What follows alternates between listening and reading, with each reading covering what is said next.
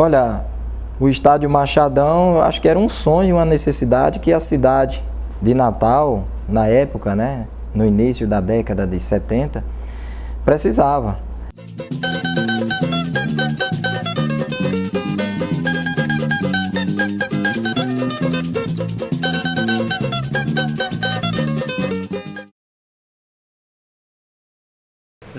Justamente nos anos de 50 e pouco, os esportistas de Natal se juntaram. Numa das minhas visitas aqui, me chamaram para participar de um grupo que iria fazer um esforço para conseguir fazer um estádio novo em Natal.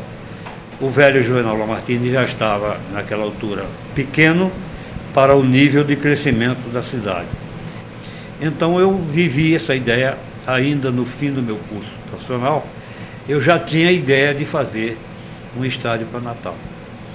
E nessa altura, no meu último trabalho de formatura, aquele trabalho final de conclusão de curso, eu recebi uma sugestão de um meu professor para fazer um estudo de um projeto de um complexo esportivo.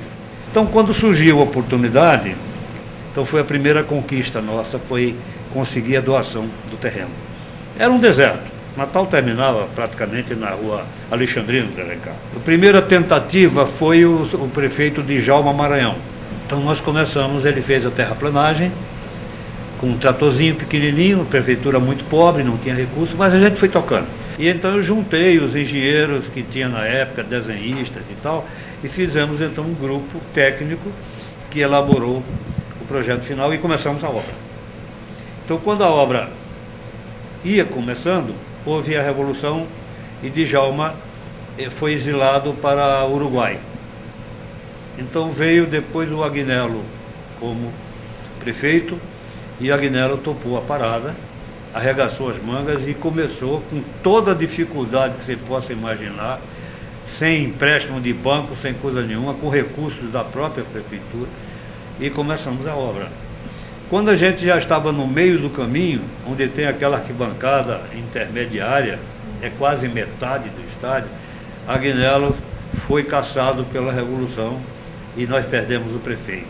Somente alguns anos depois, quando assumiu a prefeitura, o engenheiro Ubiratã Galvão me chamou para colaborar com ele na prefeitura e eu disse, eu gostaria de lhe mostrar uma coisa que está ali escondida debaixo do mato. Mostrei, ele era engenheiro e era arquiteto. E recomeçamos a obra. Tá? E assim vai. Depois ele se dispôs com o governador e terminou deixando a prefeitura, entra o doutor Jorge Ivan Cascudo Rodrigues. E assim a gente terminou a obra. O governador Cortés Pereira engajou-se na campanha e terminou ele próprio inaugurando. Foi até o Cortés que deu este título de poema de concreto. Foi confirmado dias depois por João Saldanha, o famoso Saldanha da Rede Globo, que disse que realmente era o estádio mais bonito do Brasil, não sei o que, na opinião dele. Eu sei que foi um sucesso. Achavam, né, as pessoas que o estádio estava sendo construído distante, né? E hoje o Machadão está praticamente no centro de Natal, né? A inauguração do estádio Castelão aconteceu no dia 4 de junho de 1972, né? O jogo preliminar foi a seleção brasileira de Novos contra a equipe do Vasco da Gama, que inclusive terminou de 0-0. E no jogo principal, que foi ABC e América, o ABC venceu de 1-0. William, que inclusive é falecido, marcou o primeiro gol da história do estádio Castelão, hoje estádio Machadão. Primeiro gol da história do estádio Presidente Castelo Branco.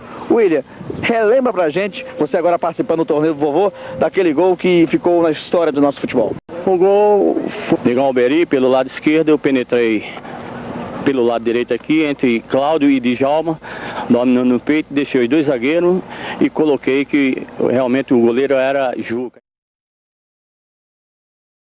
A minicopa foi realizada em vários estados do Brasil, assim como a Copa do Mundo, né? E Natal ficou como dividindo uma sede com Recife, que eram 5 seleções. E as seleções que jogaram no estádio Machadão foram Portugal, Equador, Chile e Irlanda. E por sinal, Portugal tinha um dos maiores jogadores de toda a história do futebol mundial, o Eusébio, que jogou no estádio Castelão à época e marcou vários gols, né?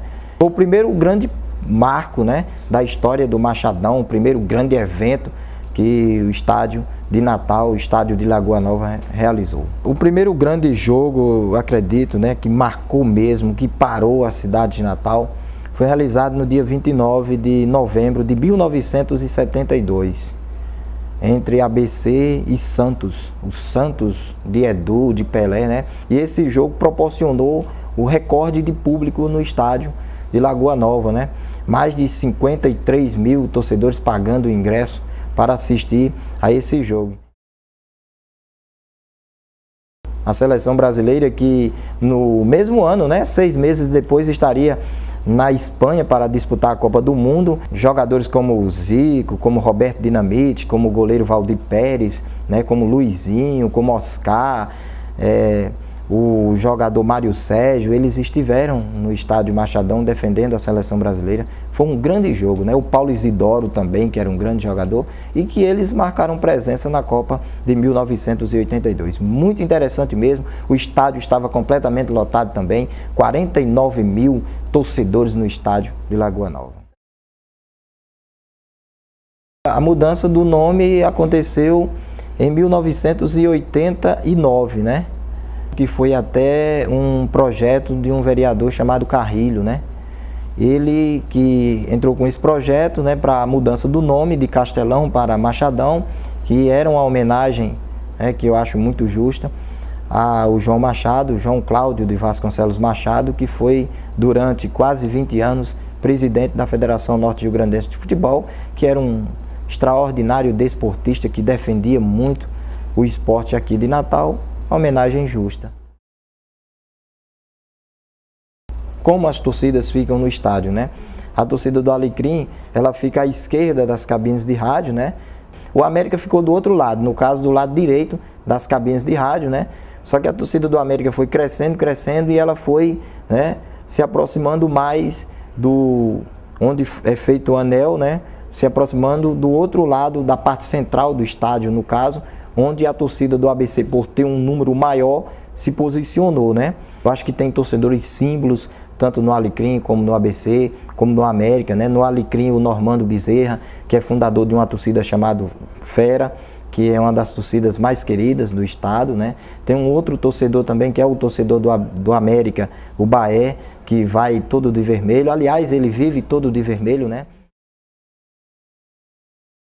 O estado tem uma importância socioeconômica aí, de grande importância, porque ele é o mantenedor de um equilíbrio psíquico, de alegria do povo.